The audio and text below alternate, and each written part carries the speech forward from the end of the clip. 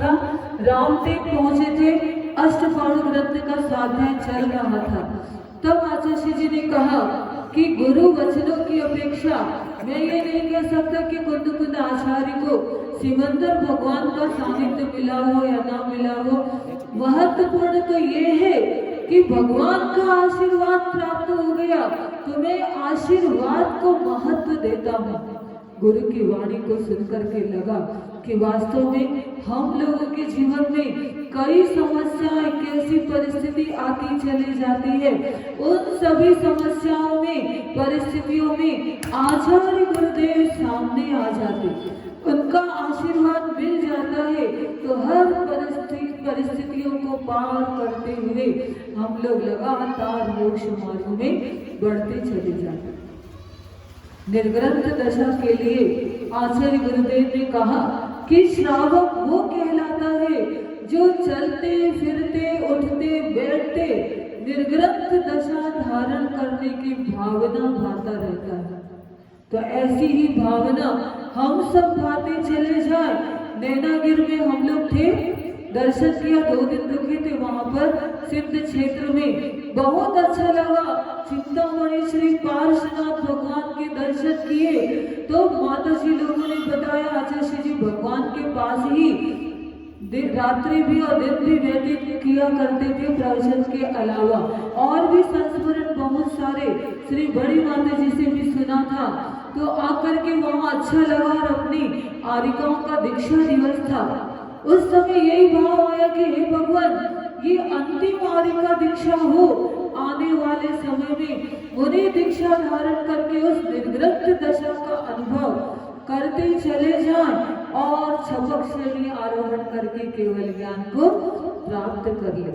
ऐसी भावना जब दिगंबर दशा वीतराग मुद्रा को देखते हैं तो और बलवती होती चले जाती है। ये सब गुरुदेव का प्रसाद है और हम सभी आचार्य जी के आज्ञा और आशीर्वाद रूपी दीपक को लेकर के आगे आगे मोक्ष मार्ग में बढ़ते चले जाते हैं। उसी क्रम में आज यहाँ गौर झामर में हम सबका आना हुआ। आकर के एक नई स्फूर्ति अपने आप जागृत हो गई और जो आप लोग कहते हैं ना, जब बैटरी डाउन हो जाती तो फिर कनेक्शन आदि प्रदान करते तो चार्ज हो जाते, ऐसी हम लोगों की जब मुनिराजों के दर्शन होते हैं तो अपने आप परिणामों में उस आत्म तत्व की याद आने लगती कि वास्तव में अपने आप को भूल करके, किसी ने कहा है जो पर में शान जमाता है वही परेशान होता है। और अनादिकाल से आज तक हम यही करते चले जा गए। क्या आपका जीव, हमारा जीव कभी भगवान के समर्षण में नहीं गया होगा? गए होंगे, हो सकता हमने निर्ग्रंथ दशा भी धारण की होगी और हो सकता आरिका दीक्षा भी, श्रावक के व्रत आदि सबका पालन किया होगा, लेकिन जीवन में वो जागृति जो कर्मों को क्षय करने की होनी चाहिए वो नहीं बन पाई। लेकिन इस पंचम काल में भी आचार्य गुरुदेव श्री विद्यासागर जी महाराज, जिनका जीवन खुली किताब की तरह है, हमने पहले भी नैनागिरी में यही बात कही थी कि जब प्रतिभा स्थली की स्थापना होना था उस समय आचार्य जी ने हम लोगों से कहा कि अपन 10 साल पीछे हो गए। मैं 10 साल से सोच रहा था कि इस प्रकार का प्रारूप शिक्षा के विषय में होना चाहिए। आज संस्कार अच्छे नहीं मिल पा रहे और भाग्योदय के लिए भी इसी प्रकार से कहा। आचार्य गुरुदेव ने पूर्णायु के समय भी कहा, जब हम लोगों की आरिका दीक्षा होनी थी तब भी आचार्य जी ने 15 साल पहले से ही मैं सोच रहा था। कहने का तात्पर्य ये है कि आचार्य जी का जो भी कदम उठता है पूर्वापर अच्छे से विचार कर लेते हैं और आगम के अनुसार अपना आगे आगे का कार्य करते चले जाते। क्योंकि पूज्यपाद आचार्य जी ने सर्वासिद्धि ग्रंथ में कहा है, क्या कहा आचार्य की परिभाषा कहते हुए, परहित संपादने कार्य आदि। अर्थात पर के हित का संपादन कर लेना ये आचार्य परमेश जी का कर्तव्य होता है। तो ऐसे आचार्य गुरुदेव जो पूर्ण संपूर्ण विश्व की जिनको चिंता, समाज की चिंता, जैन समाज की, भारतवर्ष की, राष्ट्र की चिंता उनको है और हम सभी के कल्याण के लिए ऐसी वृद्धावस्था में भी आचार्य गुरुदेव यहाँ पास में रेहली नगर है, हम लोग वहीं से कितना स्वास्थ्य आचार्य जी का खराब था। किसी ने हमसे कहा कि माता जी जब कुंडलपुर में ऐसी स्थिति हो गई थी तो आचार्य जी ने समाधि क्यों ली? हम तो ऊपर से नीचे तक कांप गए और कहा कि ध्यान रखना वीर चर्या कही गई मुनिराजों की। और आचार्य गुरुदेव रहले में स्वास्थ्य खराब होने के बाद भी जब थोड़ा स्वस्थता का अनुभव हुआ तो अपनी वीर चर्या दिखाई और 700 किलोमीटर का विहार करते हुए कहाँ पहुँच गए? सिरपुर श्री पार्श्वनाथ भगवान के चरणों में पहुँच गए। यहाँ रहली से चिंतामणि पार्श्वनाथ भगवान से उन्होंने अलौकिक शक्ति बड़े बाबा से प्राप्त की और चले गए वहाँ।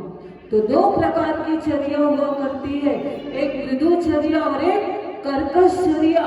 जब स्वास्थ्य नाजुक हो उस समय साधक मृदु चर्या को अपना लेते हैं, फिर पुनः वीर चर्या के साथ अपनी साधना किया करते। ऐसे अपने गुरुदेव हैं, ऐसे गुरुदेव को याद करते हुए हम सभी अपने जीवन को स्वर्णिम बनाने की कोशिश करें। किसी ने कहा कि माता जी केवल आचार्य जी आप लोगों के गुरु नहीं है, हम लोगों के भी गुरु हैं। हम लोगों ने कहा कैसे बताओ? तो वो कहते हैं कि आप लोग साधु के रूप में उनके शिष्य हो तो हम लोग श्रावक के रूप में उनके शिष्य हैं। तो हम लोगों ने कहा ध्यान रखना, शिष्य वही कहलाता है जो गुरु की आवाज से आवाज मिला करके चलता है, जो गुरुदेव की भावना है, चाहे हथकरघा का क्षेत्र हो, चाहे प्रतिभा स्थली हो, चाहे और भी क्षेत्र हो, पूर्णायो आदि हो, गौशाला दयोदय आदि, जो कुछ भी है वो सब आचार्य गुरुदेव आगम के अनुसार ही देश काल की स्थिति को देख करके पुरुषार्थ करते चले जा रहे हैं। तो हमारी भक्ति दिन दूनी रात चौगुनी बढ़ती चले जाना चाहिए। ऐसे पंचम काल में भी चौथे काल का दृश्य उन्होंने उपस्थित कर दिया। आचार्य जी राजस्थान से आए थे कुंडलपुर की ओर, उसके बाद जो वीर जवान, जो श्रावक साधक युवा वर्ग थे वो मोक्ष मार्ग में आगे बढ़ने लगे। उन्हीं की बदौलत आज भारत देश में युवा वर्ग भी मुनि दीक्षा आदि लेकर के अपनी साधना कर रहे। ये सब एकमात्र आचार्य गुरुदेव श्री विद्यासागर जी महाराज हमारे गुरुदेव की देन है।